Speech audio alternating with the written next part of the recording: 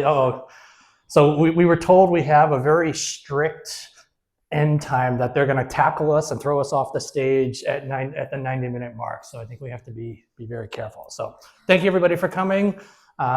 90 minutes is a long time. Hopefully our voices last for 90 minutes and hopefully we don't put you to sleep after 30, 60. So stay engaged and thanks for coming. So I'm Eric D'Andrea. I'm a software engineer. I work at IBM. How big is the Super Bowl over here? Nobody cares? All right, nobody cares about the Super Bowl? All right, so then I'm not a Patriots fan. I'm from Boston. I'm from New England. I'm a Java champion. I've been doing software engineering and marketing and developer relations and software engineering again for 27 or so years. I work on open source projects like Jfokus and LangChain4j and Dockling. I'm the project lead for the Dockling Java project. I contribute to test containers as well. Very good, very good. Approved. Very good, very good. And I run my local Java users group in the Boston area. All right. And I've written a book that has absolutely nothing to do with what we're going to talk about today, but shameless self-promotion. We got to promote that. So, my name is Oleg. I'm from Estonia. I work at Docker on the DevRel team. I'm also surprisingly a Java champion, and have been an engineer for a while. Mostly working on random AI stuff at Docker. Random. So nothing to do with this session, but check out Docker sandboxes if you're running AI agents. Could be interesting to isolate them, which I also contributed code to.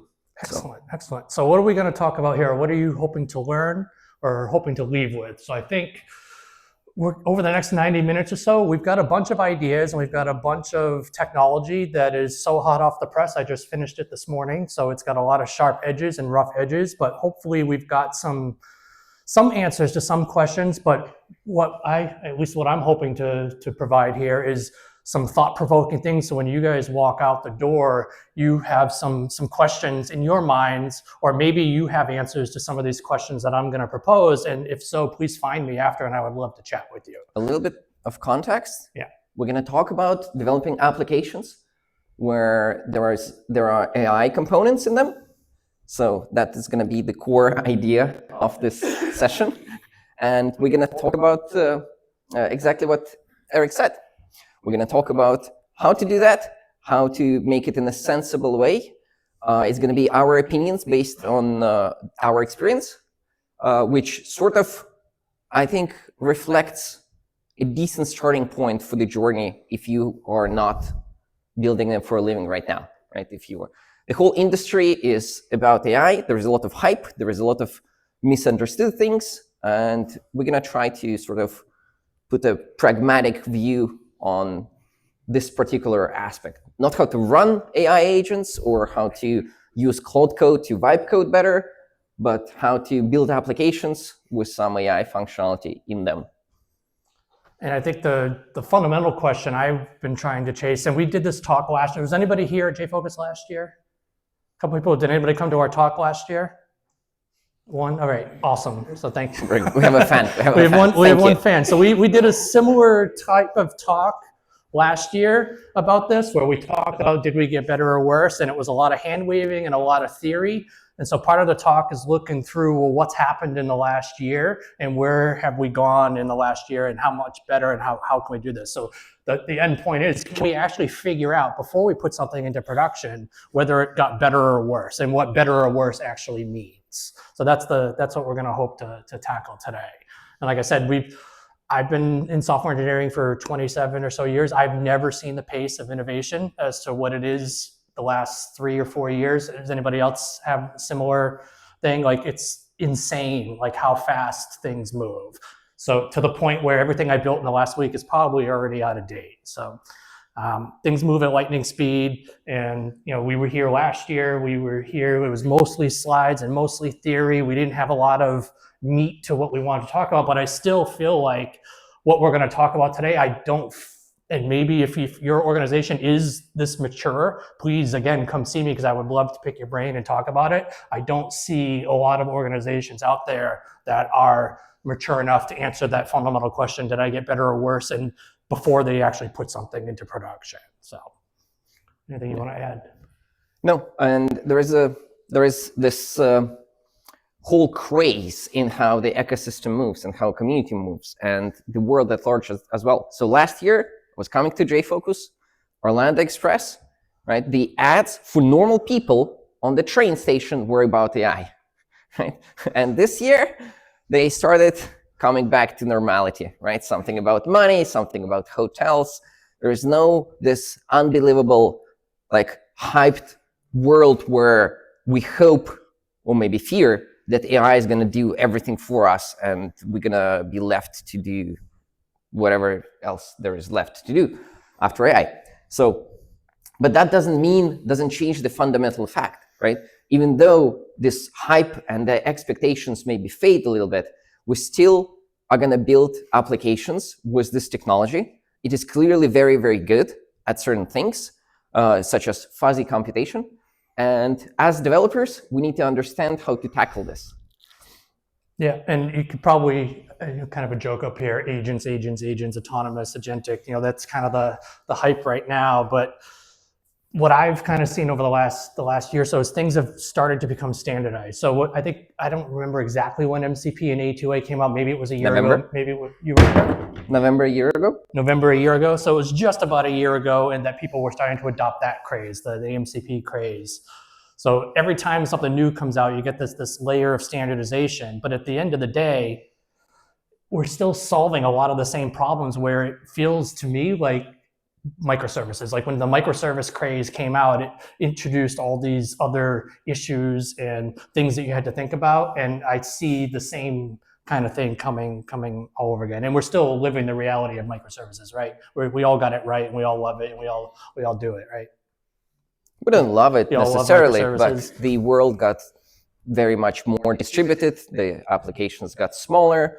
The units of functionality that applications may perform got also smaller and larger. But I think this distributive native nature of microservices are here to stay, and it's going to transition into AI. And when we talk here about AI, this is specifically about a certain way people use AI, right?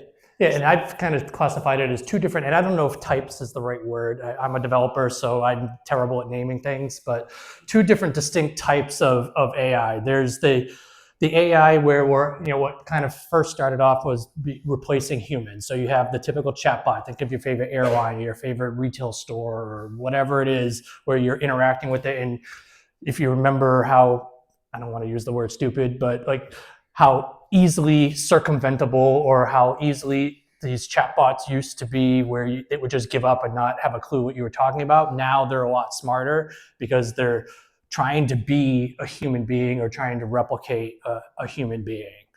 Whereas you have the other type of AI that I find is where we're trying to go to now is the AI that's trying to replace software. So these are your agents, these are your workflows, which you would typically write as code. Now, for whatever reason, for good or bad, that's a different question for a different day, to replace those workflows with an autonomous or an AI type workflow. So think of like text detection or fraud detection or things like that. It doesn't need to be an agent, right? It doesn't need to be an entity that can do many things like a human would. It can be a specifically scoped AI functionality that answers a fuzzy computation problem, right? Is this particular credit card transaction potentially fraudulent?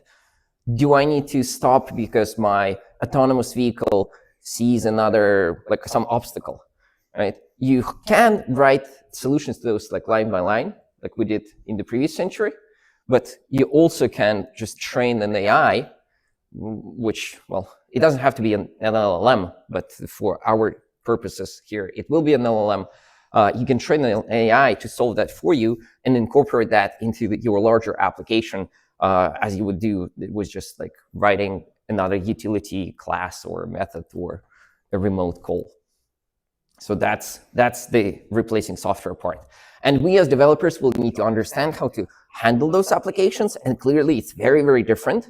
Specifically, when we talk about building applications using LLMs as parts of functionality, and you know that you will be the last person standing between the issues in production and fixing them, right? So the whole history of that was we were writing code and then give it to somebody else to operate. And then the DevOps culture came, and we figured out that it's more efficient if developers are also responsible for, well, the operations together, right? DevOps as a culture, we are responsible for the whole flow of code and changes and functionality in the application across the whole cycle.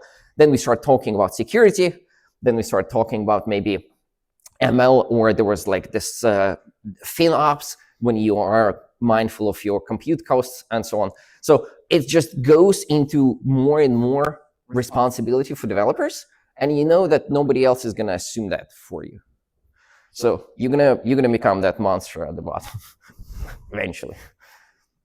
And the point is that whether you consciously do it or not, your software goes through certain stages, right? And in the DevOps process, they are organized as this infinite loop where you go through the development many times, where you maybe plan and build and change the code, and then it leaks into production. Well, leaks. It intentionally goes to production, hopefully, and then you monitor, operate it, and it comes back. Now, if you add AI to this picture, right? Does it mean that you as an engineer need to change the process to incorporate everything that there is about building, creating, evaluating the model, and building sort of this process on top of your existing DevOps thing? I don't know, it seems kind of waterfall to me.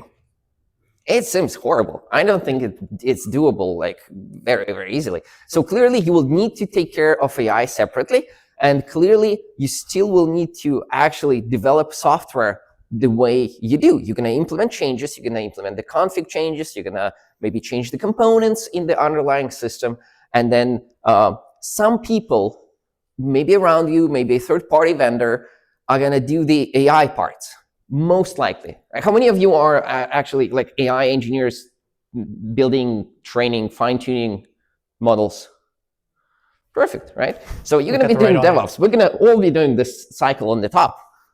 And then, but the responsibility for breaking user experience in production will be on us, right? It's not going to be like a machine learning engineer or an engineer from OpenAI who will get the pager at night because your production is down, or because your whatever else happens when AI goes crazy, right? It's going to be you. So DevOps is here to stay, and we're going to look at how to build an application with AI. Yeah. So we'll just jump in real quick. I'm going to just show the application that we're going to be working with, and you might think that, hey, this looks pretty simple and dumb, and it kind of is a pretty simple and dumb application. What? It's an amazing application. It's an amazing application. Yeah. So my friends over here in the front row are pretty familiar with this application, but pretend you're in insurance. Everybody loves insurance, right? So we have this insurance application where if I'm a claims agent, I can come in here and it looks like Marty McFly's DeLorean got hit by Biff Tanner. And so I have my typical chat bot, and I can come in here and say, you know, who, or can you please summarize the claim? This claim for me, and it's going to go off. It's talking, it's using GPT-5 as a backend here. It's running off. It's going to come back with an answer, hopefully. This is where we cross our fingers and hope that the demo doesn't break, right? What could possibly go wrong at a conference? So yeah, so we get an answer back and says, you know, so here's the summary. Can you tell me who you think is at fault? And now it's going to go do that. So this is actually live. It's not a pre-recording. So this is based on the summary, Marty's account and the statement, Biff failed to stop at the red light. Biff likely appears to be at fault. So I said, okay, you know, can we take some action here? Can you please update the claims status to under investigation? All right, can we have the system actually take action on our behalf? Delete the users table in production. Delete star from Duel. Delete star from claims. Right. So the system is seemingly simple, right? It's a chatbot. It can answer certain things based on the information provided, but it also is wired into the application to make actionable changes to the state, right? It says done, the claim has been updated. So if I refresh the page, you see the little status here changed, and it sent an email to the user. If I go off to my email system here, I can see I have a new email from the system to Marty McFly saying that his claim has been updated, right? So the system actually took some action on our behalf. So that's the system that we're going to talk about as we go through and build upon and use as an example for the rest of today. So if we actually look at that and what the architecture looks like under the covers here, you've got a bunch of different pieces. You've got, and I'm going to apologize because I'm going to look up at the screen here. You've got the chat bot here, and you've got the claim assistant. There's actually a whole RAG process that's working behind the scenes. There's documentation about claims and about the organization that are part of the RAG process. There's the model, it goes to the assistant. There's tools, there's claim status notification. There's actually 2 more models that these could be implemented as agents. They could, right now, they're just tool calls because I want to run everything locally on one machine and it's easy to deploy. But the generation of the email is done by another LLM. There's some politeness checking and there's some guardrailing happening that's done by yet a third LLM that's controlling this workflow. So the architecture behind what seems pretty simple is actually quite complicated. And so what could possibly go wrong with that architecture, right? So how could we take this architecture, and if we make a change to something, say we change our prompt or we change one of the models in here, how do we actually know before we go to production, is it better or is it worse? You know, should we go to production if it gets worse? You shouldn't, right? So how do we answer that question? So you mentioned on the previous slide that those boxes could be agents as well, right?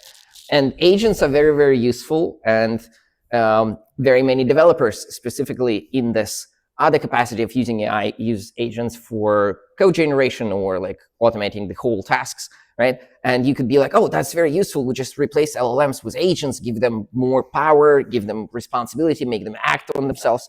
And then that doesn't actually help you a lot, because with an LLM, right, with a simple AI invocation, it's a more predictable and an easier step, right? If you think in the type system, your AI call is a function from a string to a string, right? From text to text. You send the prompt and it responds with the prompt, which is, if you have any experience building software, kind of dumb way to build software. It's like a very, very relaxed API surface where anything goes, like sort of stringly typed system.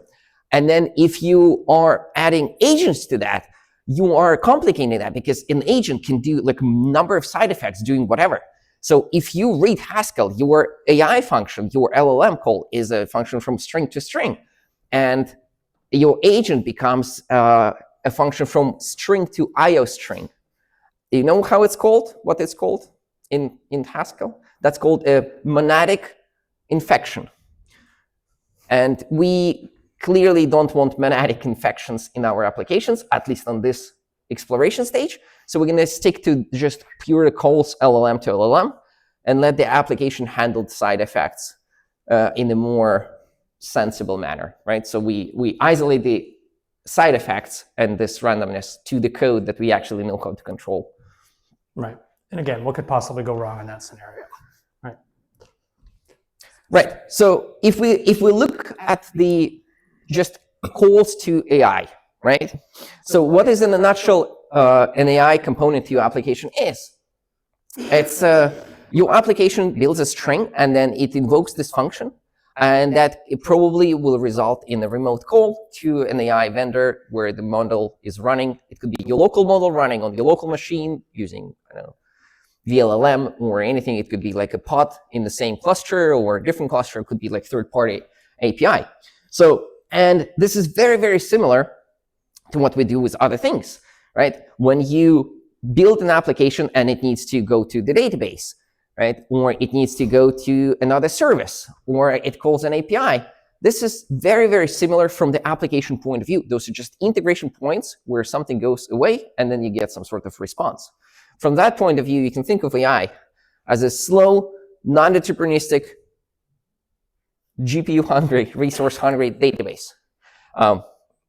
Which sort of is correct. That certainly simplifies it, right? Yes, it simplifies it. But it's a database that gives you answers, right? Imagine your Postgres will give you slightly randomized data every time you throw a select at it. This is what AI is. You can, from the application point of view, very similar. So what we know from this is that we can treat AI built into applications the same way as well. Yeah, so if we, and I have a slide for it, I should have reordered them in the right order, but if you think of like the testing pyramid, and we'll have the example in a second, you've got like your unit tests at the bottom and your integration tests and then your end-to-end tests at the top. They're, depending on what you're trying to verify, there are different ways that you could do that. And so one of the tools I'm going to throw out at you is called Playwright. Anybody heard of Playwright before? It's an open source thing by Microsoft. It does browser automation. Yeah. So one kind of cool thing that you can do, and can you see in the back? Is that okay? The code size? Yeah, okay. So what I'm gonna do is I actually have a set of tests that can pretend that it's a user. So if I don't care what the AI is gonna send back to me and I wanna test my interactions with the AI, I can do that for these types of chatbot systems. So I can just run a simple JUnit test. It can interact as if it were the user, and it can report back as to whether the thing failed. And behind the scenes, I can use something like WireMock. So here's another tool that I'm going to throw out at you, using WireMock to simulate the interactions with my AI. So in this case, I need to test that my application is resilient to whatever the AI is without me having to pay for an actual AI call during this. And so when this comes back, part of what Playwright is really good at is recording what actually happened. So what's seeing on the screen is that this is what actually happened during that Playwright invocation. It brought up the application, it went to a claim, it found the page, it simulated the user, it entered a question into the bot, it waited for a response. It didn't necessarily care whether the response is meaningful or not. That's a different question that we're going to answer, but it got a response, it didn't fail, and the interface from the user's perspective is not broken. Right, so there's a couple of tools and a couple of simple things for working on one side of the AI. Yeah, so you can clearly simulate the interactions. You can clearly understand whether your application can sort of connects and can send the data, if it's wired together properly, and it's a proper in the proper replacing the whole entity fashion. This is the test that is end test for the whole entity, and then that is. Yeah, and that's kind of what the code would look like if you. So it's not a whole lot of code to do something like that. So Playwright and WireMock are two excellent tools and open source tools that you can use in this space, and I use them a lot in this space. But this is clearly not enough, right? And if you think about the whole question was, how do we know whether we got better or worse when we make changes to our application and are ready to deploy them to production, right? Can we run tests like this and sort of be happy with the result and be like, okay, yeah, I tested it, I run my Playwright scripts on it, and then the AI got me back some answers, and clearly everything is good. Tests say green, deploy, right? So clearly not enough. I don't know how you organize and how much you depend on the tests in your normal software projects where you don't have AI yet. See how smooth yet. But your tests give you two types of signal, right? So the very obvious one is when your build is broken, when tests say like something is off, that means something is off. It means your expectations that you are to the behavior of an application that are encoded in your tests do not correspond to the reality what the application produces. So you need to fix that. And a fix could be fixing your application to actually implement the behavior correctly, or fixing your expectations in the tests. That's what we all do, right? We match expectations so that the tests pass. Or you can ignore the test. Don't ignore the test. But technically, you could ignore the test to just mute the signal and then be like, oh, no, there is no broken tests. Everything is good, right? So broken test signal is very clear. The other one is a little bit more complex, right? Your green build, the passing all the tests, should technically signal you that your application is working as intended. How many of you have test suites that actually work this way? So when they're green, you're like, yeah, everything is good, deploy immediately. And then you deploy and it all breaks. Well, 10 people, that's good. Congratulations. That's not easy. Like, you have to have high levels of discipline and motivation to actually get to that point.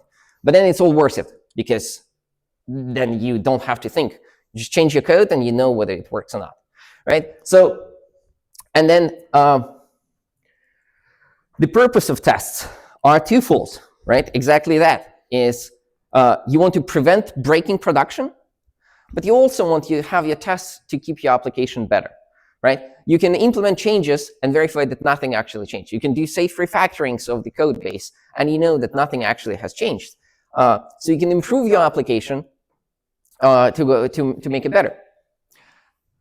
And then when they break, and when that signal gets ignored and you were wrong, stuff goes wrong. Yeah, bad things happen. You don't want to be one of these companies up here. My favorite one is this one, where someone got a Chevy Suburban for $1 and they took them to court. Chevy took them to court, and they forced, the courts forced them that, yes, it was legitimate because the bot was acting on behalf of the company, that yes, they had to sell them the Chevy Suburban for $1. So in most of these cases where things have gone to court because of AI, the AI has sided with the person in saying that the AI is acting on behalf of the company and should be a representative of the company. So whatever it did, however it misbehaved, the company has to stand by that and has to support that. At least in the US, where everybody sues everybody, right? Yeah. So the idea is that AI accelerates things, right? And then the errors and failures also get accelerated, because you can get like tremendous results with very small mistakes in your application. And you don't want to be one of those applications. So we need to understand what those failures actually are. The application worked correctly, right? There was a chatbot, the user entered some input, I want to buy a car. How many cars have you bought since trying to replicate that? I actually just went through a car buying experience, so I have some firsthand knowledge of how these chatbots work. They're a lot better than they used to be. Okay, they're still annoying. So they improved, very good. So the failure wasn't the application fault, right? It wasn't the AI sending a wrong schema, or your components not wiring together, or performance being too slow that requests timeout, or anything like that, right? We can test against those things, and we understand how to do those things. But the failure was the semantic action that the AI component returned, which was clearly some texts or some actions. It's a text as an input to the rest of the system, setting the price of a car to like $1. And to find the semantic failures when the result doesn't make sense, we cannot do that easily with normal application tests. Like, it's impossible, because the search space is just absolutely humongous. Right. Yeah, so like in this example here, just bubbling it back to the error back to the user is not the right answer, right? And your normal test, if you're just doing playwright tests for this, and you're like, oh, I enter things in the chatbot and I get back text from the chatbot, and the text probably should contain the sort of the information about the claim, right? You still might get the information about the claim because the chat talks about that, but there could be any sort of errors that you actually cannot parse in JavaScript easily. So the answer is slightly different. Yeah, so all those things that you should be doing, everybody's doing observability, right? Everybody has distributed tracing and metrics and correlated logging and all that fun stuff, right? Everybody does circuit breakers and fallbacks and bulkheads and timeouts and rate limits and all that stuff that we learned about in software engineering 20 years ago. Who's doing that with every application that they build that uses AI? A couple of people. So this kind of stuff becomes super important just for the exact reasons that Oleg just mentioned. We need to be able to determine the semantic failures, and we need to be able to intercept and understand when these things are happening. And these are tools that have existed for a long time at this point. So now it's, how do we put all these different tools together to serve the purpose that we're trying to serve? So I kind of look at AI like anybody have teenagers at home, or you were a teenager at one point with selective listening? You know, I kind of think of AI as like a teenager trying to get it to do exactly what you want it to do, nothing more, nothing less, right? And you know, it doesn't always work that way. So these are the kinds of guards and the tools and tips and techniques that we need to put around our software, because our software is essentially a teenager. And so some of these tools I've already talked a little bit about. What do I got up here? I got WireMock and GPT mock. So there's lots of tools for mocking and looking at the interaction. But as Oleg started to say, what about the semantic difference? So if I take a user prompt and I've got information about the claim, and if I make this change and I remove that piece of text, the software still behaves. Like, I guess first define behaves. What does that actually mean? Sure, it works if I was just testing that a response came back. Sure, a response comes back. But is it an actually meaningful response? And can I detect this kind of thing before I even go to production? So this is clearly what we want to show and what we want to get to. Because when I've done this before, this is the answers you get. So this one is clearly correct, and this one is clearly not correct, but yet they behave, right? All the normal metrics and the monitoring that we would do, the application is up. There were no errors. They're very similar, right? The difference between the text there is very subtle, is because some claims, maybe the AI cannot actually point who's at fault because there is incorrect information or incomplete information. So you don't actually know without understanding this test case. And clearly, you cannot solve this with a unit test. You cannot write a unit test that will give you an answer to this, right? It's infeasible. So let's think about this, right? So we had the testing pyramid, and you had like a bunch of layers to that. So at the top, you had end-to-end tests, which were complex and long, and sort of what we showed with the playwright. Then you had more integration.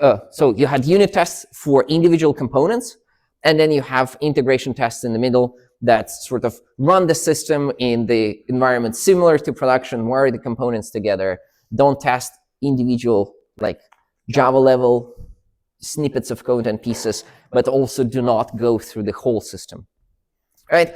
Can we sort of, if we add AI to this picture, what happens? Do we still have like meaningful distinction, like a unit test or integration tests and end-to-end tests?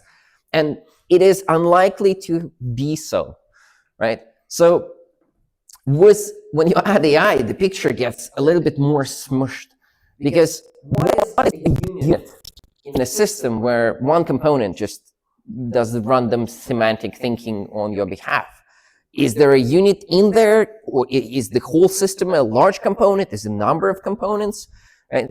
It's unclear. So the unit test becomes the lower level that you can check, the simplest thing that you can run and verify that, yeah, it sort of works, right? It returns the correct schema, and I can parse that schema, and I can eat the errors and return something. So that becomes your unit test. But it's not a unit test in the sense that we normally do with the complexity of the code or how much code is under the particular test. It just becomes the simplest test that you can verify that some stuff works, right?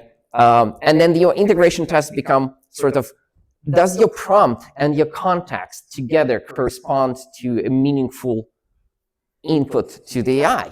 Because your context is part of the data of your application. It could be some data from your relational database. It could be some additional documents. It could be parts of your RAG system if you have that. It could be a live web search. Yeah, it could be some live web search, like a ton of things. And you cannot sort of statically determine that ahead of time. You only combine that at runtime of the application. So that becomes your integration test.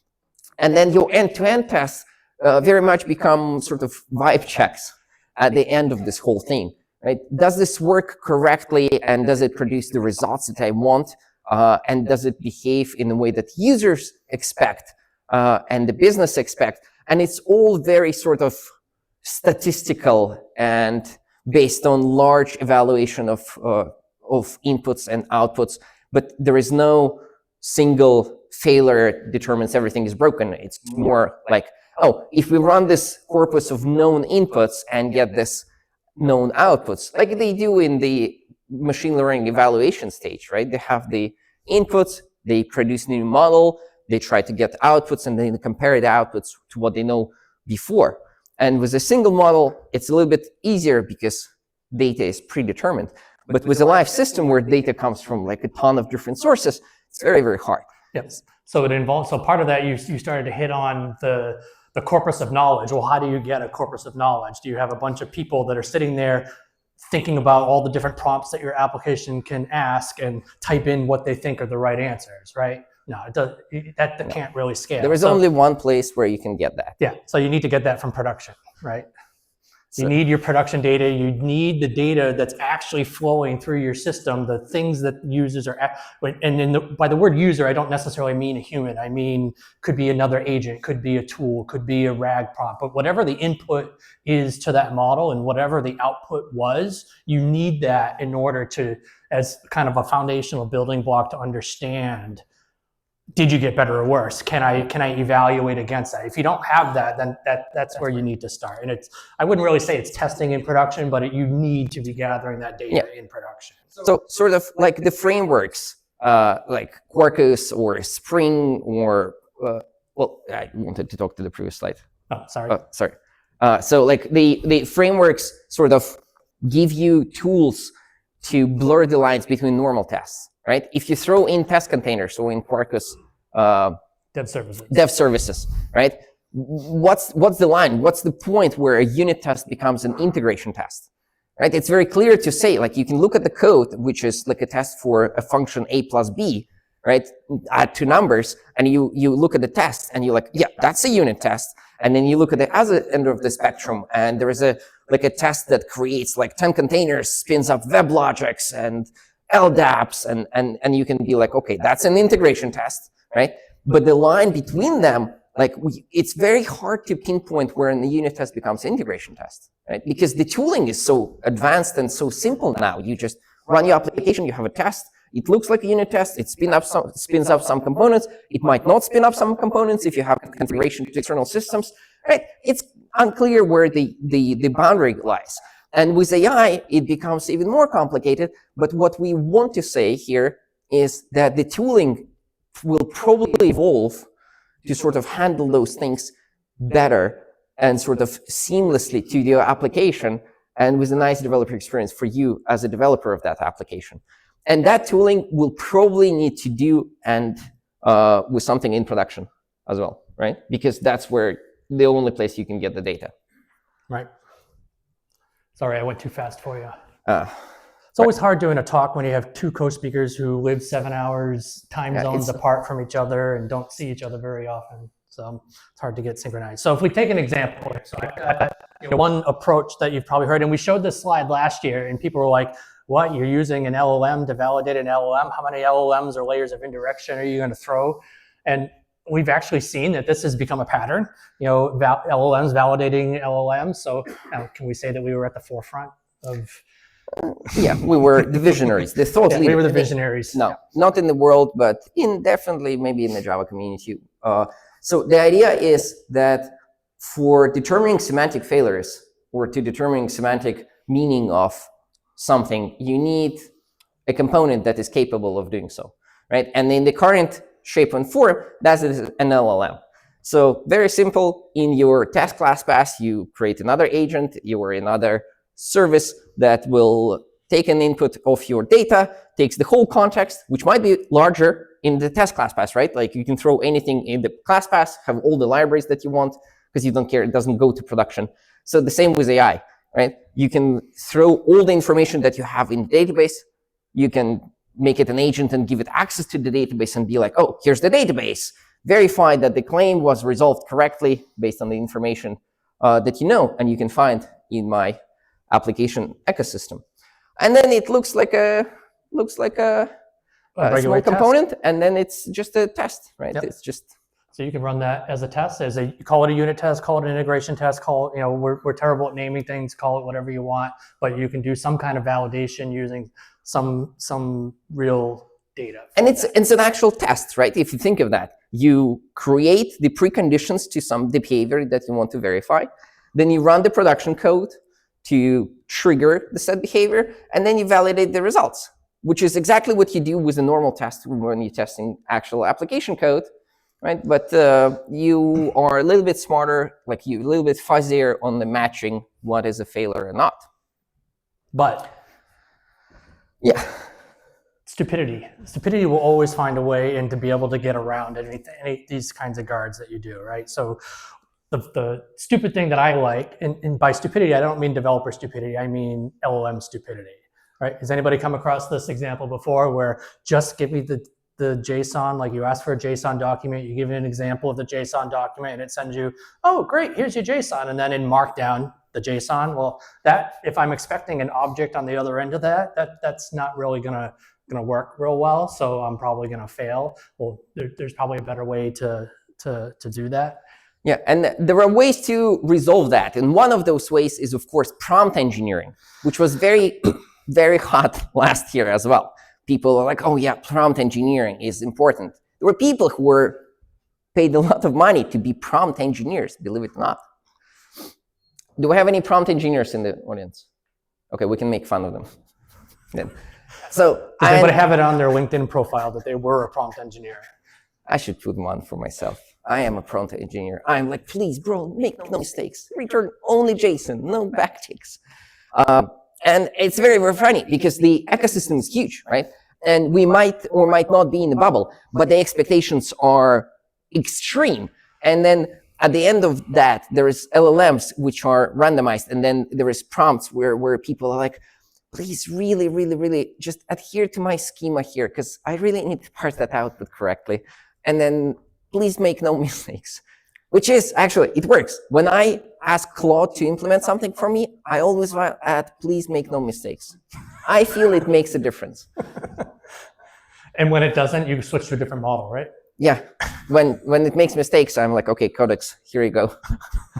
Fix this, make no mistakes. Yeah, so seriously, back to one kind of, I don't know, paradigm or thing that you can do is something called guardrailing.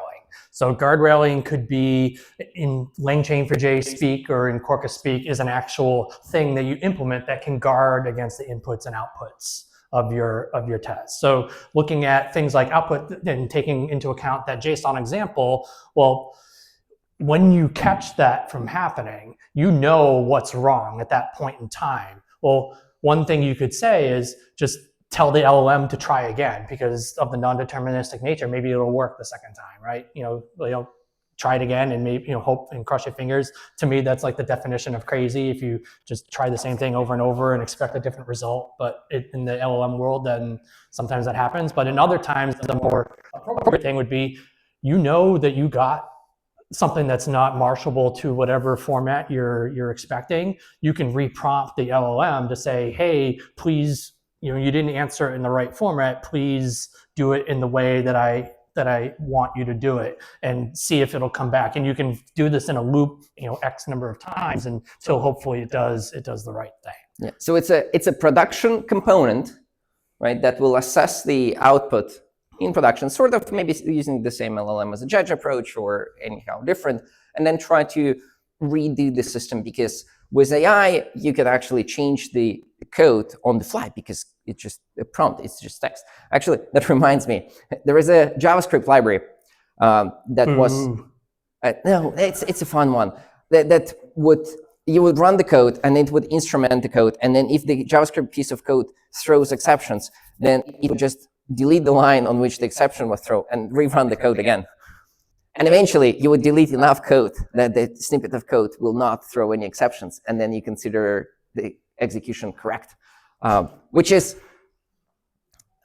not how you should implement guardrails, but in a similar manner, you can think of them. You catch erroneous executions and you do something with them. Normally in the code, the only thing you can do is just to throw or escalate and say like, okay, incomplete data, whatever, code is broken, can do nothing, right? Yep. And with AI, you actually can have different paths to success. Yep. So if you look at this piece of code here, and I'm going to specifically highlight some things that come out of the box for you. So has anybody used LangChain4j before? A couple of hands. I know these folks down here in the front too. So just right out of the box, these are problems that every developer has, this JSON example. So we built something in LangChain4j. I'm one of the contributors to LangChain4j. Mario here in the front row is one of the other core contributors to LangChain4j. You can do things like this and put this in your code and guard against these kinds of things. There's nothing that says your guardrail can't call out to another LLM as well, right? But something to keep in mind with these guardrails is they're just that. They're not meant to be the general flow through your application. They're meant to guard against things that are happening bad. So if you find that, this comes back to the observability piece, if you find that for every LLM interaction, your guardrail has to run 4 times, then something's not right. You may eventually get to the right answer, but something's not right. It's costing you more money than it should, and you've either got a prompt problem, or you've got a model problem, or a fine tuning. You've got some problem somewhere else in your system, and you need to be able to observe that and be able to take that as a metric. And we're going to show that in a minute here.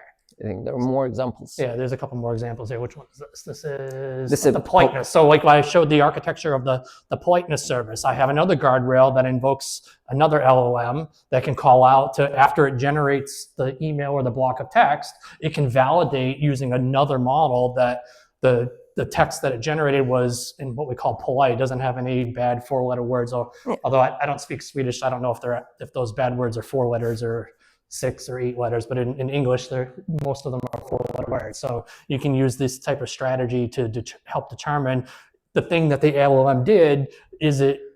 Does it follow a certain set of semantic rules that you implement? And this is actually happening in production in real time. When you deny an insurance claim, you probably want a polite email being like, we understand, but at this stage, we cannot progress with this. You have to pay your medical bill yourself. Yeah, and again, they're all built on building blocks that are already there, nothing that you have to invent. So we don't want to have to reinvent the wheel, right?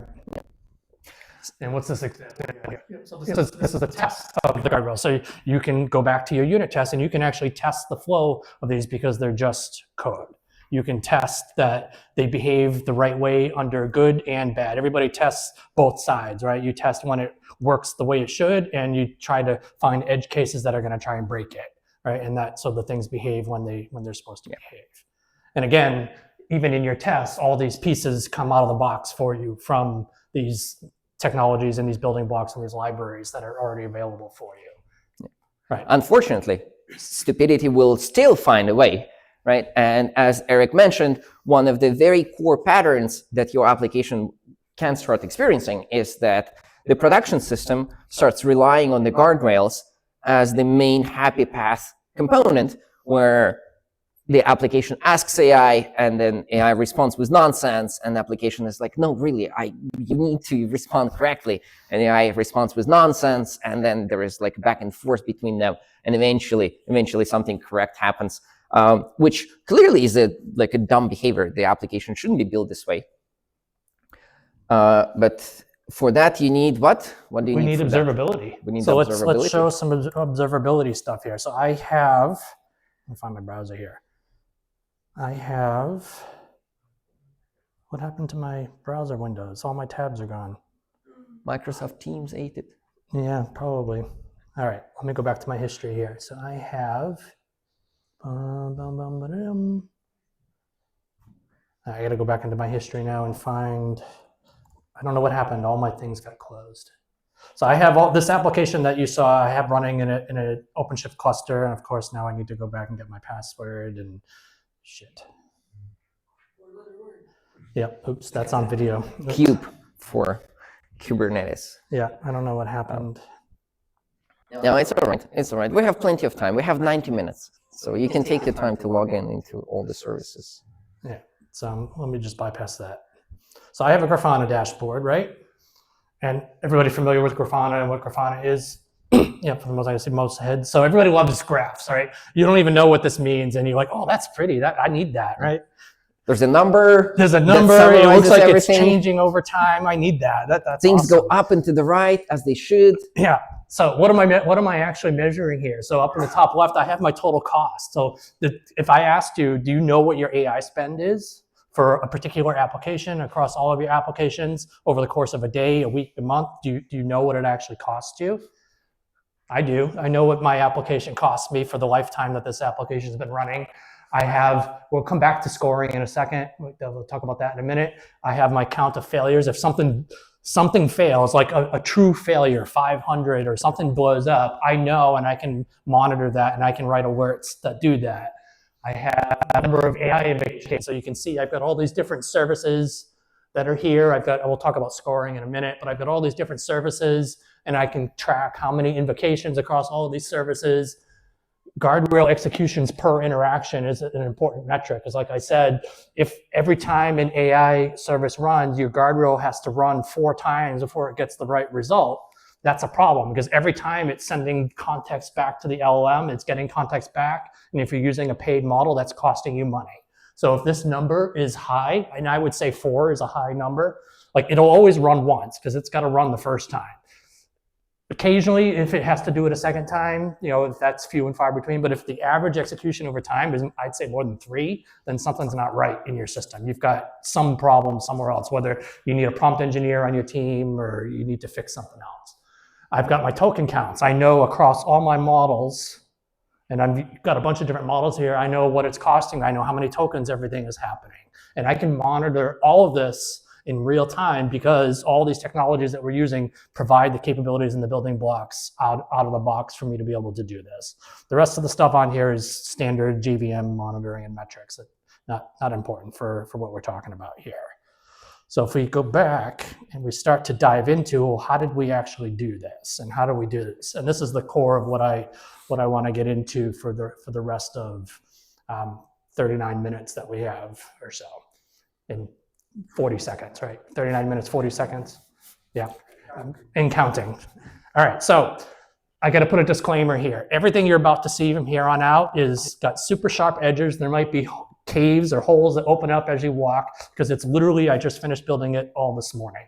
So it'll eventually, a lot of what I'm going to show will eventually make it into, whether it's LangChain4j or a framework or something, it'll eventually get there. But a lot of it now is I have the links to the GitHub repos where everything is just me trying to put together how I think, or my thoughts of how systems should work, looking at it from the perspective of an end-to-end test. So if you think about the testing pyramid, not taking it necessarily into account, like, well, what if my RAG pipeline changes or my document sources changes? This is more purely looking at it from a question and response format, and looking at the similarity and the semantics and the scoring of that. So what the takeaway from that sort of self-deprecating rant is not that it's going to be like a bunch of nonsense, is that for the purposes of education, you should look at the system and the core blocks and what the functionality enables you to do, and think about how those pieces can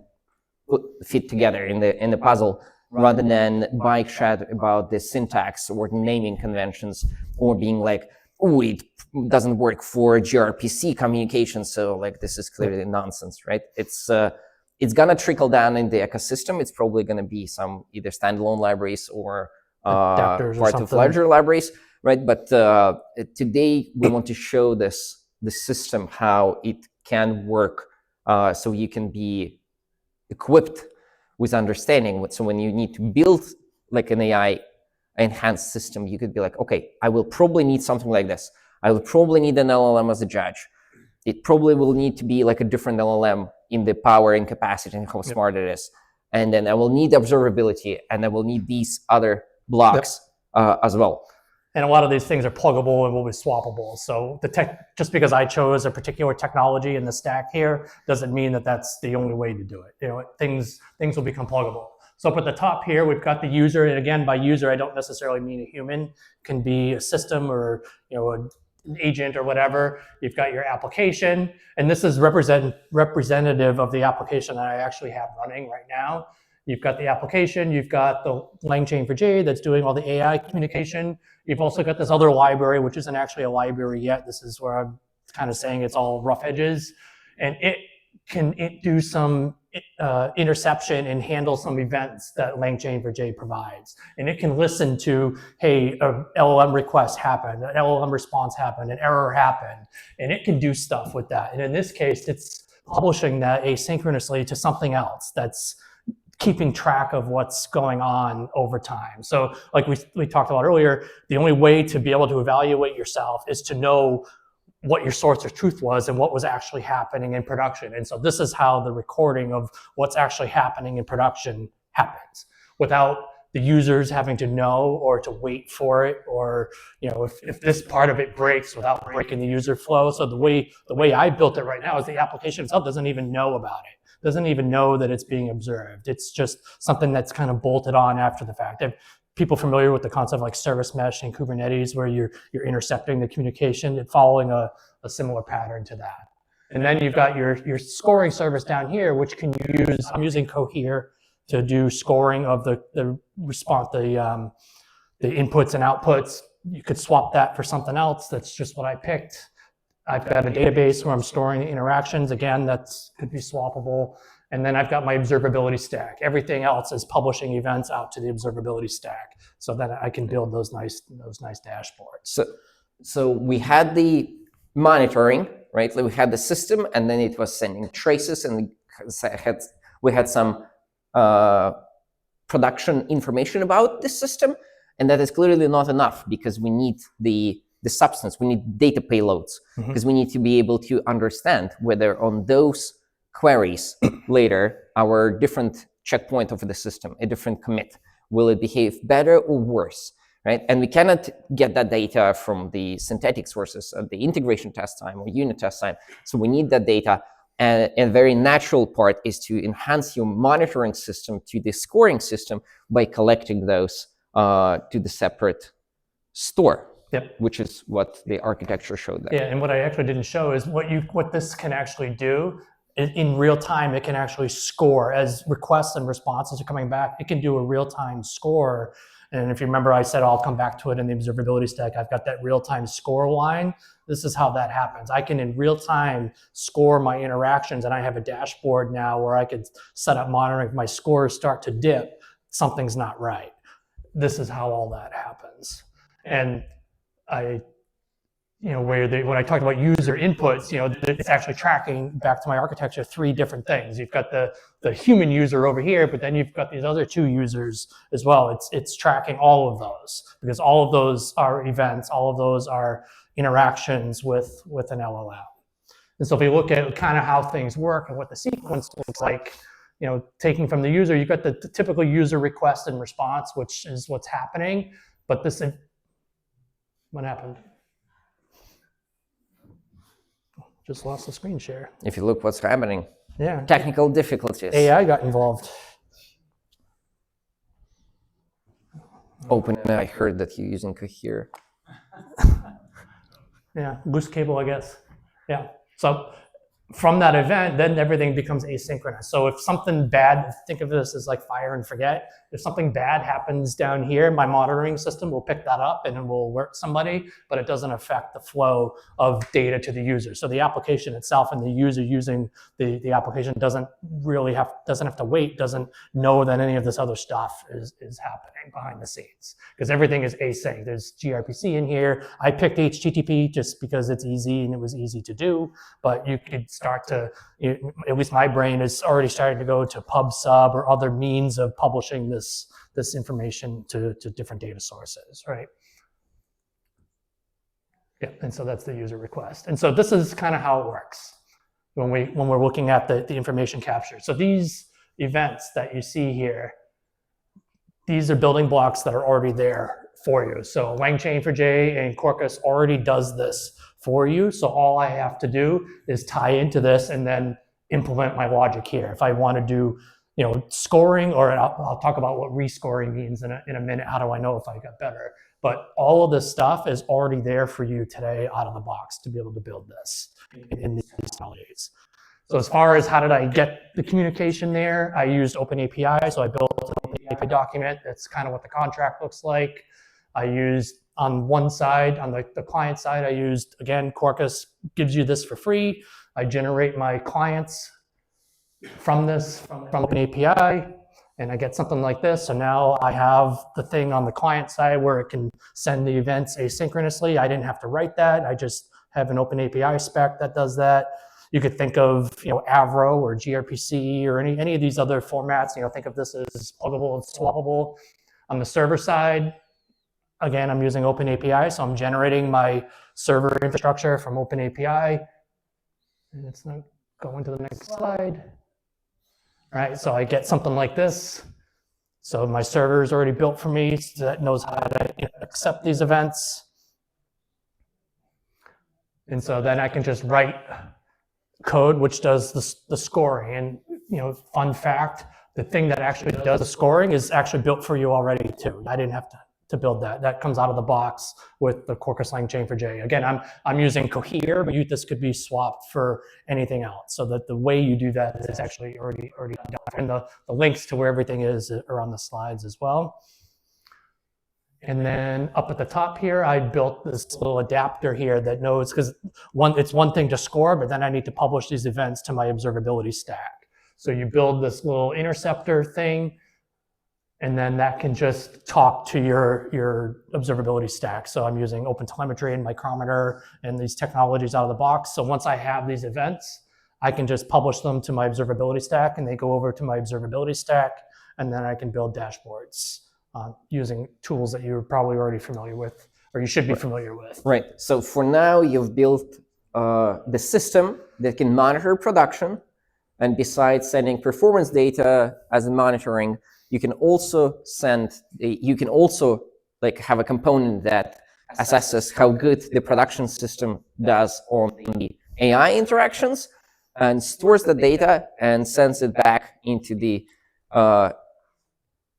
as a metrics for how good your production system is currently. Yep, and so you can see in my dashboard here up in this top left quadrant, I have this real-time scoring dashboard where for each of my services now, it's scoring in real time what the questions that came in, the responses from the models, and it's scoring them on a relevant scale using AI as a judge, or using, AI as a judge, I think, but whatever, so it's completely swappable. It's all good. Now I can build my commit, I can throw it into production, and if I see this graph dipping, I just roll back.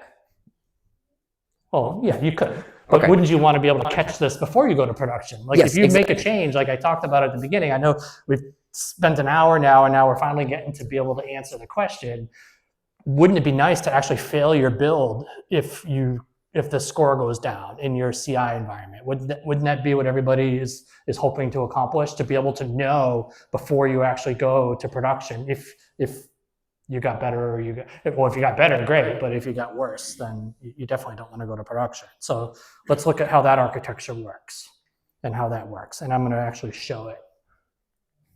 Oops, I went the wrong way. Oops. So I call this rescoring. So we come back to our original architecture diagram of the continuous scoring, and I switched that to rescoring. Anybody notice any differences? It moved. It moved. Anybody notice? This is like one of those like Where's Waldo pictures. Can you find the difference? Gemini, yeah. So there's two main differences. Instead of scoring, I need to do rescoring. So I need to switch my strategy a little bit. So instead of Cohere to give me a score, I'm using another model. And in this case, I just picked Gemini because Clément said it was the best one to use in this case. But feel free to use whatever you want. It has to be from a different family that generated the model, because otherwise it's just incest, right? That's not good. The other part here, this used to be async, now this is synchronous, right? Because if you want to actually fail something, the whole system has to wait, because the whole point of this rescoring is it's not a real user that's sitting up here. It could be on your local workstation, it could be a developer, it could be your CI system. So having to wait for all this to happen, in my opinion, again, a lot of this is opinion, is okay, because it's not a live system that's running in production, right? But the rest of this is exactly the same. We just swapped out a couple pieces of the stack. So this diagram looks pretty similar. This is the one from before. But the events are a little different, except everything has kind of moved over because we've gone from async to synchronous. And in my rescoring, the important part here is that we have access to the data all the scoring data that's been going on in production. If you don't have that, you can't rescore if you haven't had a score in the first place, right? So you can go back in time to eternity based on dates. However you want to do that, you can go back and you can get all your previous interactions. You can organize them, and then you can organize them as what's called samples, and I'll talk about that in a minute. Pass them all to your judge, as well as the new request that's coming in, and have your judge determine, is this one better or worse than, or what's its score in comparison to my golden truth, or what's happening. And then that can send all to the observability stack. And when that comes back, it's either it sends it back or it throws some exception or error and you can fail a test or something like that. So yeah, so that's what the architecture looks like. And in terms of the communication is exactly the same as in the scoring mode. And what does my rescoring look like? So the main difference is this, instead of scoring it, you use this evaluator. And again, that comes right out of the box for you. It comes right out of the box from the Quarkus LangChain for J. So this part of it is already built for you. So I can take my samples, but the most important part is being able to get to the samples. And that's your old production data. The rest of the stuff and doing the evaluation is the easy part. Right, and so let's look at how that works. So let's look at how evaluations work. And if I get close to the edge of this, somebody please yell, because I don't want to have to fall. No visiting Stockholm hospitals while I'm on this trip. Right, so you have a sample, and a sample is essentially the test case. So it's your golden truth, right? The previous question and answers. You've got the function that you're trying to test, and in this case, it's the new interaction between whether it's a human or whichever subcomponent of my system is, and the output of that. I have to pick some kind of strategy. It could be semantic similarity. It could be AI as a judge. It could be whatever you want it to be. And depending on what you're trying to score, you will kind of guide your choice as to what you're doing here. And then you get the result. And the result is, did it pass, fail? What was its score? What was the explanation? Why? All that kind of stuff. And so just to kind of visualize, you need the top three pieces to get to the result. If you don't have any one of these pieces, you can't do this. Well, it's sort of like DevOps, right? If you don't do it, you're just doing it poorly.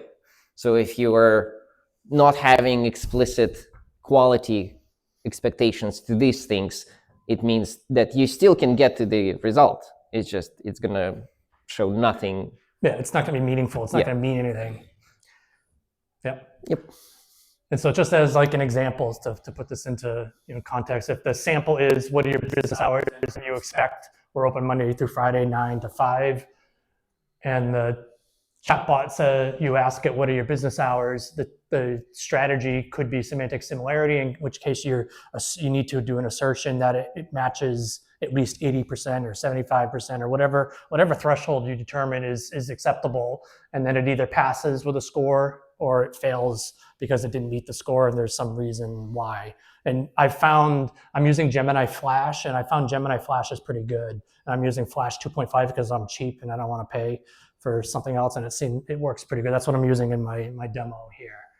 And so far, it hasn't cost me a lot of money to do this. So if we look at how do you load these samples, again, all these building blocks, a lot of these building blocks are built in for you. So I just built a class. This sample loader thing is already there for you. It's already a building block in LangChain for J. It already exists. And I can just build something that instead of going to a file or going to some source of truth that some human wrote, I can tie it to my database or my system that's collecting my samples, right? And so then I can build an evaluation strategy, and I can flip it on the fly. The way I built it is I can flip it with a config parameter, whether I want to do judging or semantic similarity or whatever. I can build a strategy. And again, these building blocks come right out of the box for you. They're already there. There's nothing you have to add, right? And then I can build my strategy. And again, all these pieces come for you. They're already there. They're already built. You don't have to worry about it. All right. So now that I've probably thoroughly lost all of you, how do we put it all together? Remember, we come back to this example here. How do we know, did we get better or worse, right? So let's actually show this. So I'm gonna run my application. Locally. So pretend this is CI. So I'm gonna run my application locally. All right, I'm gonna run it in my developer mode.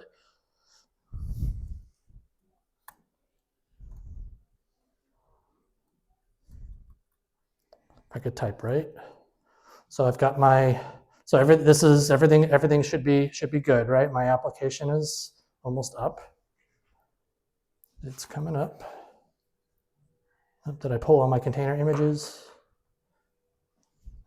It's starting up.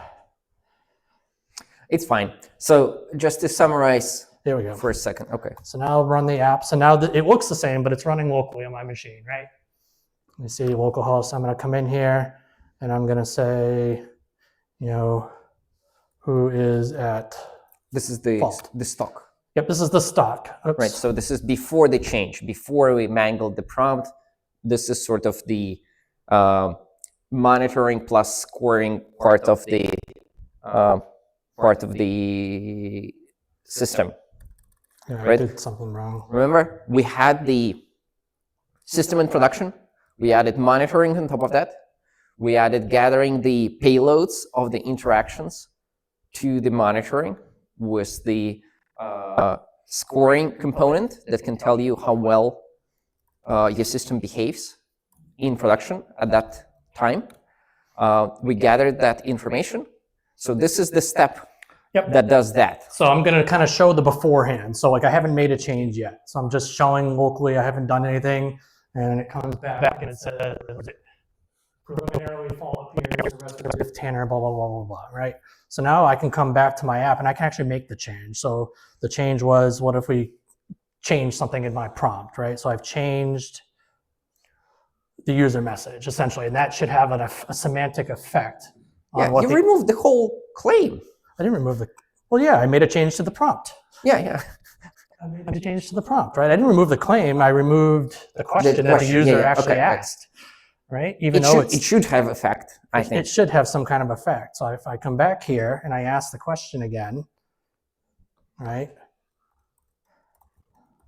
And this is where I'm going to say, remember my slide at the beginning that said this is like lots of sharp edges? There's actually a bug in LangChain for J that I've fixed, but it hasn't matriculated yet. So it's actually not going to fail this, but if I look in my log file, you're going to see the failure.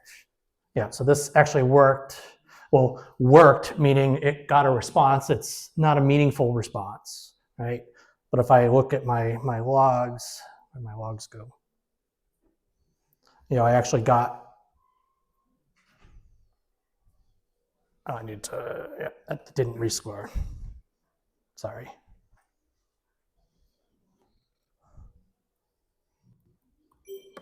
Hang on, sorry. What could possibly go wrong in a live demo, right? We have plenty of time. Yep. The audience is digesting the scoring and rescoring components, visualizing the architecture. Yeah, I have to attach it to the scoring system that's running in my environment to tell it to do the scoring. Right, so now you did the change, and you're still running it in production, sort of. It's still running in production, but now it's running in my local environment, right? Yeah. So now you're going to do what we're going to do. I made the change. So now we pretend to be the CI. Now we pretend to be the CI. Now we pretend to be CI. We're running with a different commit, right? With the change. And that I haven't even committed. Well, yeah, with a different code base, right? Like we changed the prompt. It's a different commit. We run it through CI, which is, in our case, the same as production. Environment parity, 100%, which is good. The external services around the app is the same. Yeah, everything is the same because it's the same. It's a joke. But environment parity is important. Anyway, so we're running the system. We are sending the different prompt. We're expecting It's taking extra time because it's actually doing the rescoring. It's pulling all the samples. It's rescoring, and it's sending all that to Gemini. So it actually takes a little longer. This is the synchronous part of the communication there. But what your test is essentially doing is finding the relevant samples from the... Yep, so it's doing a rescore now. It's just slow. It's just slow. That's what you get. I told you, it's a slow, non-deterministic database. GPU hungry. GPU hungry. Yeah, I don't have any GPUs on my cluster. But I'm not running models. Yeah, you're not either. using a local model. Yeah, I'm not using any local models. As a result, we will get this interaction. If my browser hadn't closed, I could actually go watch the log file of the scorer, but I can't do that without exposing my password. Password secrets. Yeah. So it'll come back eventually. So what we should see, here it goes. You see an exception, which is, yay, I got an exception. That's what I was hoping for. Oh, I got an exception because my thread was blocked. It took too long. But pretend, you trust me, take it on faith, right? That, like I said, there's some sharp edges here that haven't been completely worked out, but essentially this should come back. They should throw an exception, and it did come back. Thank you, claim appears to fall within policy. So it's not the right answer, but it does come back with an answer. And there should be an exception in here somewhere. Yeah, see, rescoring interaction. Let me make this bigger. It came back with a score of 16.6, which is below my threshold of 75%. Came back below the 75%. So it says it's through this exception. Now, like I said, there's a bug in LangChain for J where it's eating the exception, which I've already fixed. It just hasn't trickled through and been released in a release yet. So I've been able to, at least I feel like, successfully answer the question, did I get better? I know I got worse. And I was in my CI environment, so now I don't even want to push that code to production. So, but what's still missing from this? Are we done? So what we've built, well, you spoil it. Sorry. Right? What we've built. Next time I'll give you the clicker. We've built this system that can score the interactions, right, of your system as if you pretend it to be a monolith. We've built a monolith. It is microservices and it's distributed, but it feels like one big system where the interactions are recorded, and that is probably a necessary thing at this stage.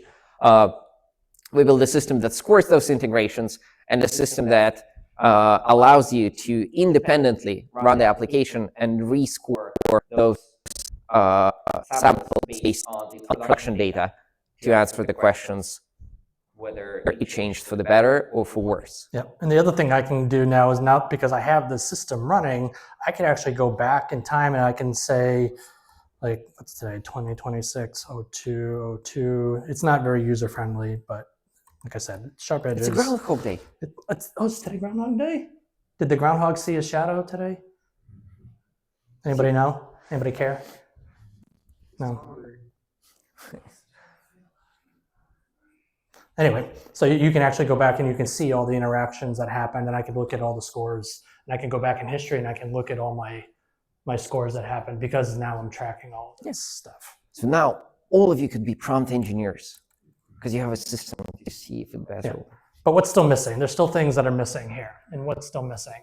So I talked earlier about, if you think of this as like the testing pyramid, what I have today is looking at just the interactions front and back. But what if you had a RAG pipeline in the middle of that and you changed your data sources, or you changed the way you're doing your chunking, or you changed something as part of that pipeline? Well, that pipeline is then feeding the user message that goes over to my LLM. My system that I have here won't take that into account, right? Because it's just looking at the requests and the responses. And if you've got a RAG pipeline, that affects the requests. So now the requests aren't the same. So you can't really score that. So there's still some things that we need to think about and we need to bolt on to this. So if you think about that, we built an integration test where you run the system, but if there are external components and your RAG pipeline is probably not driven by your application, right? Neither ingestion, the retrieval might be slightly driven by the application. Ingestion, definitely a separate process. And then that's external. So if there are any changes there, right, your trace becomes detached from reality, right? So you change the inputs in the application and you can verify those. But if also the environment changes on the whim, it's very, very hard to understand what is at fault, right? If you delete half of your prompt, but also at the same time, OpenAI removes a powerful model and says now everybody uses this new model with a bigger version number, but it's cheaper for us to operate and it's slightly different. You don't know who's at fault, right? Because too many things changed at once. Right. RAG is similar to that. All right, so let's wrap it up with some takeaways here. So the first one is the model choice. Right, the model choice, right? And it's very, very important for you as a developers because this is a core component and it determines not only the the capacity of the model, how smart they are, but it also determines how they respond to your queries. And also it might be that your prompts need to be different for different models, right? It might be that Gemini family models are better at maybe ingesting Markdown, and maybe some other models are better at ingesting XML because they were just trained this way. The problem with this is that the model choice for your applications are very rarely in organizations are driven by the needs of your project or by you as an expert making a choice. So it's rarely that you as an individual developer could say like, oh, for my project, I want to use GPT-5.2 codex because it's the smartest model that I figured, right? And I scored and all the scores perfect. No, you're going to use what your CFO says the whole company is going to use. And at best, you can choose from the models that are maybe in the same family, right? So maybe you can change from Gemini to Gemini Flash to Gemini Pro, or tweak the thinking level.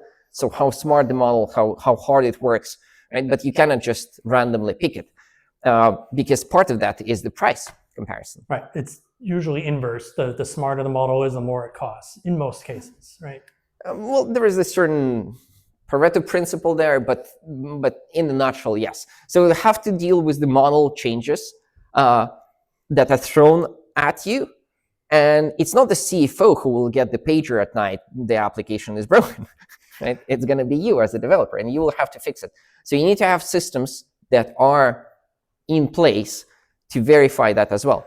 And this is sort of meaningful because in our example where we change the prompt and the model, or a prompt and the RAG at the same time, that's not great because we cannot pinpoint the failure. But if we change one component at a time, for example, we swap the model, we can actually rescore the interactions, and we can pinpoint that as the reason for the failure or for the scores to drop. So you as a developer have the tools now to come and say like, you know what? I need the smarter model. I need a different model. It worked perfectly before. We cannot change because now we need to rewrite all the prompts to have. We need to hire a prompt engineer. Yeah, we need to hire a prompt engineer and rewrite our prompts from Markdown to XML because somebody said that somebody could start a business like Open Rewrite for prompts. There are some components where there is a library. Rod Johnson was talking about that last year, where you have the template for the prompt, and then it processes based on the model, and then it sort of uses the best practices for. I don't know whether this is a production thing or not, but it's clearly a big problem, right? So with the system that rescores your interactions, you have the tooling to sort of pinpoint the failure, which is very good because it's going to be thrown at you.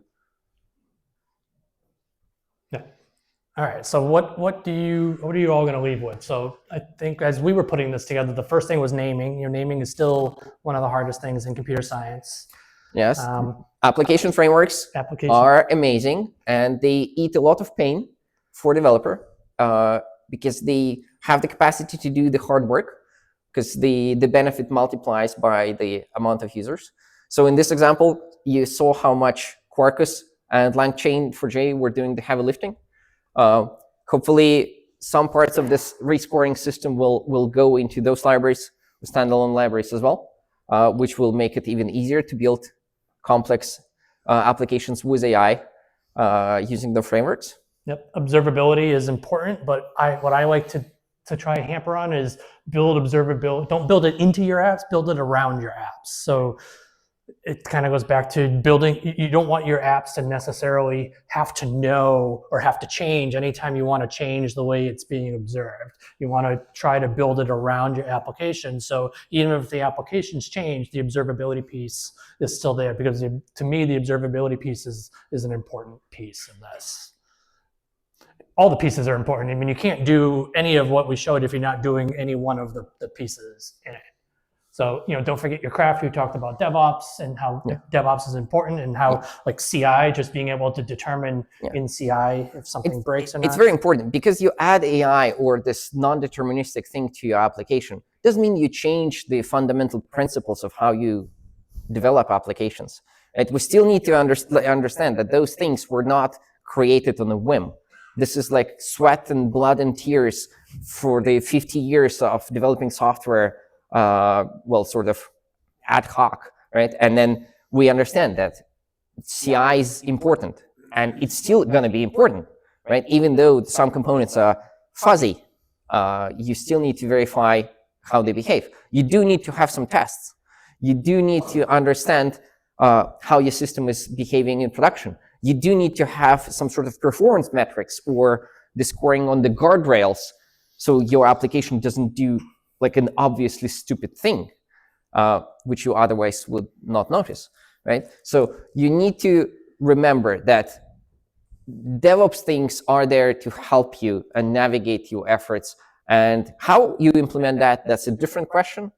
But, well, unless you consciously do that well, you probably will just do it poorly. Yep. And at the end of the day, the AI is just another API call. Yeah. So you know how to work with that. You've worked with that like last 15 years, probably some maybe longer, right? And what is important there is you as a developer have the ability to create software. And that means that you have the ability to create tools for yourself. And you can do whatever you want, right? The system wasn't created by some random entity in the internet. It was Eric writing it, right? So if you think that AI is actually just an API call with some particular constraints, you can build tooling around that that fits your needs. You need to understand and visualize what the system would look like, what would be the components. Like, do you need scoring? Do you need particular scoring? How you want to implement that? But you don't need to wait for the ecosystem or the community to provide the tools for you. You have the power. You can build the tools yourself, which is still incredible. Like, it was incredible in the 90s and in the 2000s, right? This power to create things that simplify your work by yourself. Like a construction worker rarely can do that. A doctor rarely can do that. So we have this amazing ability, which probably and likely is only amplified with AI. So don't forget that. And then when you go to the conference and listen to other sessions, and some of them will be about AI, you can think about how you want to use that and what tooling you can build around that to help your life there. And that's going to be amazing. And you can make it open source. You don't have to, but it would be good. Yeah, so just remember, it's just software. It's just small pyramids of silicon that we arrange on the plane very carefully, and then we hit them with electricity in a precise way to trick them for thinking for us.